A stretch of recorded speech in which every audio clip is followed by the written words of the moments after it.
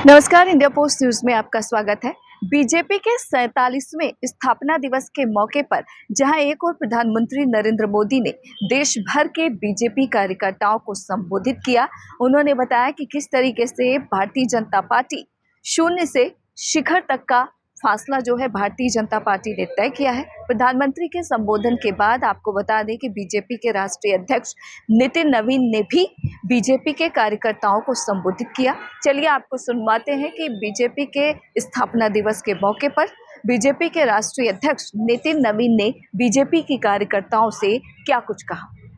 करोड़ों कार्यकर्ताओं से ये आह्वान करता हूं कि मित्रों, हमें जो सत्ता मिली है वो इस देश की सेवा करने के लिए मिली है। हमें जो सत्ता मिली है वो भविष्य में भारत को और विकसित भारत बनाने के लिए मिली है।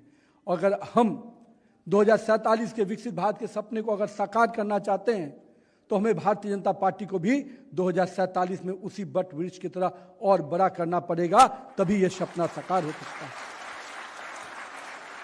हमने देखा है कि जिन राज्यों में हम सरकार में आते हैं, हम काम करते हैं, कहीं किसी काम के वश अगर वहाँ सत्ता चली जाती है तो वहाँ विकास की बातें बंद हो जाती हैं और फिर से वहाँ पर विनाश और भ्रष्टाचार फिर से शुरू हो जाता है।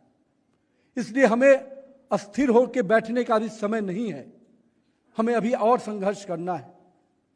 इसीलिए मैं कह रहा था कि जो हमारे आज के पीढ़ी के कार्यकर्ता हैं उनको ये इतिहास भी स्मरण करने की आवश्यकता है और साथ ही साथ भविष्य के लिए संकल्प और संघर्ष करने का भी अपने अंदर संकल्प को भी लाने की आवश्यकता। केरल गया था और पश्चिम बंगाल भी जाने का मौका मिला। अभी हाल ही में मैं केरल में उन कार्यकर्ता परिवारों से मिला जिन्होंने किसी ने अपने पति को खोया है, किसी ने अपने बेटे को खोया है, किसी ने अपने भाई को खोया है। बंगाल में भी उन कार्यकर्ताओं से मिलने का अवसर मिला जिन कार्यकर्ताओं ने राजनीतिक रंजिश के कारण अपने परिवार के सदस्यों को खोया है, अपमान झेला है, लेकिन उसके बावजूद उनका संकल्प जब देखता हूं तो लगता है सिर झुकाकर उनको नमन करूं, क्योंकि आज भी वो परिवार ये मानता है कि भारतीय जनता पार्टी ही इस देश को विकास के रास्ते पर लेकर चल सकती है। आज भी उनका संकल्प, उनका समर्पण भारतीय जनता पार्टी के साथ जो दिखता है वो निश्चित रूप से अभिनंदन।